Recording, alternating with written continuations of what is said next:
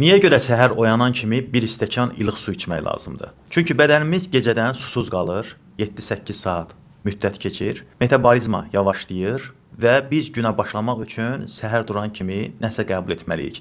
Ən yaxşı vasitə ilıq sudur.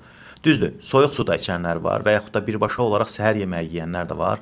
Amma ən yaxşı olar ki, ilıq su içəsiniz. Çünki ilıq su içəndə bağırsağımızın hərəkəti artır, kortizol hormonu da normal şəkildə ifraz olunur. İlıq su içməyin ən çox faydası bağırsaqlaradır. Araşdırmalar zamanında müəyyən olunub ki, günə ilıq su ilə başlayan insanların 56%-də qəbizlik problemi həmin gün düzəlir. 3 gündən sonra isə 80% insanlarda bu effekt verməyə başlayıb. Yəni rəqəm çox böyükdür. Demək olar ki, qəbizlik üçün çox ideal bir seçimdir. Eyni zamanda araşdırmalar göstərir ki, səhərlər ilıq su içmək bağırsaqlarda faydalı bakteriyaların artmasına da gətirib çıxarır. İlıq su deyərkən biz qaynar nəzərdə tutmuruq. Bədən temperaturumuza yaxın bir temperaturda su içmək faydalıdır. 36-37 dərəcə su içməyi göz ardı etməyin. Günə belə başlasanız, böyük ehtimalla sizdə olan köp və yaxud da bağırsaqlarda olan qəbizlik problemləri düzələcək.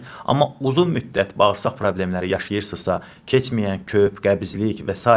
bağırsaq problemlərindən əziyyət çəkirsinizsə, sizə bir tövsiyəm də olacaq. Bu simbiotikdir. Tərkibində probiotiklər və prebiotiklər var. Probiotik nədir? Faydalı bakteriyalardır. Prebiotik isə həmin o faydalı bakteriyaların yeməyidir. Yəni siz bağırsaqlarınıza faydalı bakteriyalar göndərirsiniz. Eyni zamanda onun yanında da onlar üçün yem göndərirsiniz ki, onlar orada yeyib çoxalsınlar. Yəni faydalı bakteriyaları bağırsaqlarınızda çoxaldasınız. Və bunun nəticəsində də bağırsaqlarınızın fəaliyyəti düzəlir, metabolizmanız düzəlir və düzəlmiş metabolizma da bədənin bir çox xəstəliklərinin sağalmasında sizə yardımcı olur. Həkim və əczaçıların tövsiyəsi ilə əksər apteklərdən əldə edə bilərsiniz. İzlədiyiniz üçün təşəkkürlər. Videomuzu bəyənməyi unutmayın.